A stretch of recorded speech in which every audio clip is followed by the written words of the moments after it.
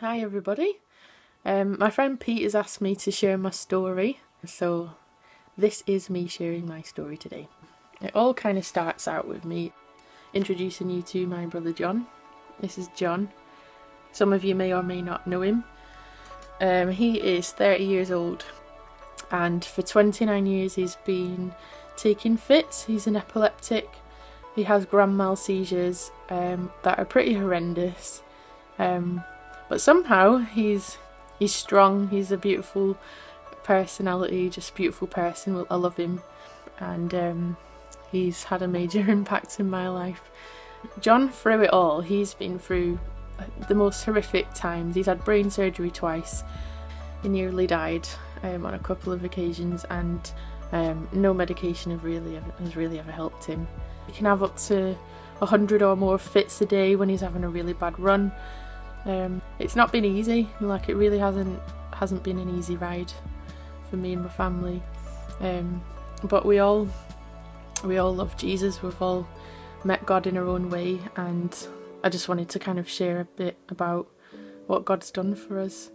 So back when I was 8, I was at Sunday school, and it was Easter time, and we heard the story of when Jesus died on the cross, and basically what that meant. And I learned as a young child that what it meant was that all of the bad stuff that I've ever done or that I will ever do deserves a punishment eventually. And what Jesus did was because he loves us so much, is he died instead of us having to pay for that punishment. He took it all on his own shoulders. And from when I heard that, I understood it, and I was like, well, why wouldn't I want him to be in my life? Why wouldn't I want God to be in charge? So at the age of 8, and my sister was 10, that night once we'd heard the gospel, we just prayed and we said, Jesus, we know we believe this, and we want you to come be in charge, come and be our king.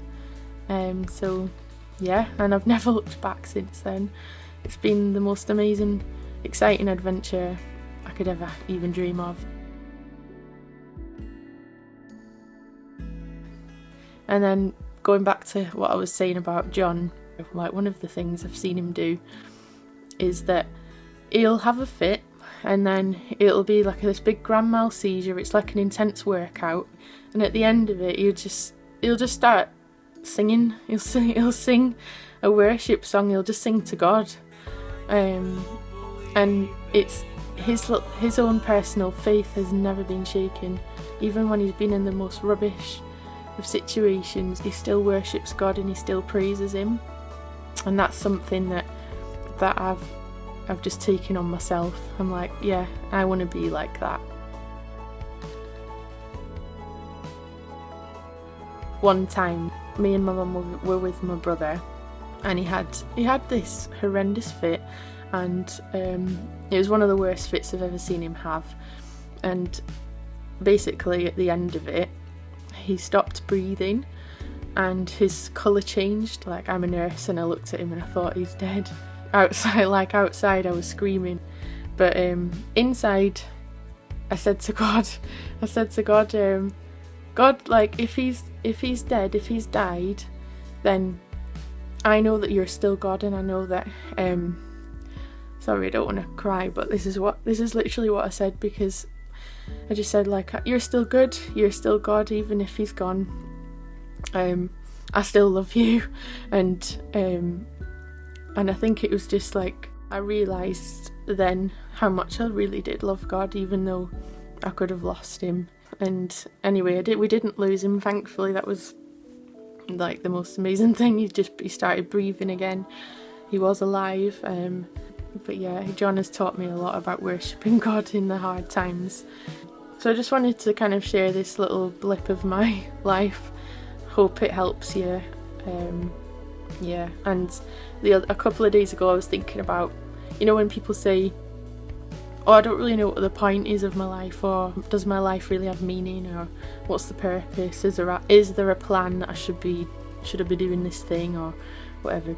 We question, don't we? We question about our lives, and I think sometimes we can try everything in our strength to get our lives to where we think they're meant to be, We can try and have a successful career, or we can have a family, you know, pursue all these really good things. But I think in the end, a lot of that stuff, it doesn't kind of fix what's broken inside.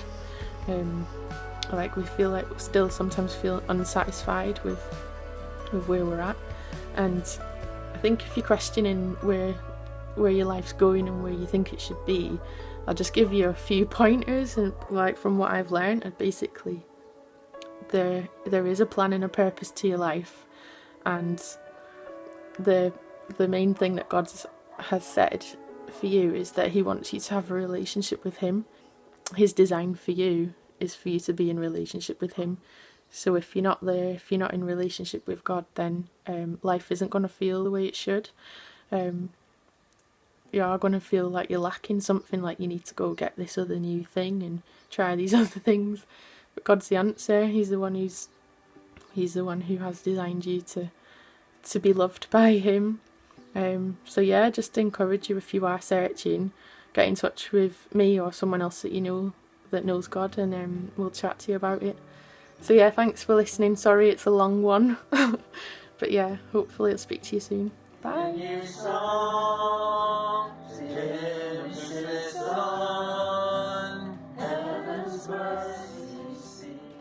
Picked up a cup of wine and thanked God for it. He poured it out and shared it. My body is like this bread, it will break. Jesus told them, the cup of wine is my blood, it will pour out. But this is how God will rescue the whole world. My life will break and God's broken world will mend. My heart will tear apart and your hearts will heal. Just as the Passover lamb died, so now I will die instead of you. My blood will wash away all of your sins and you will be clean on the inside in your hearts. So whenever you eat and drink the bread and the wine, remember Jesus said, I've rescued you all and we love to be rescued by God.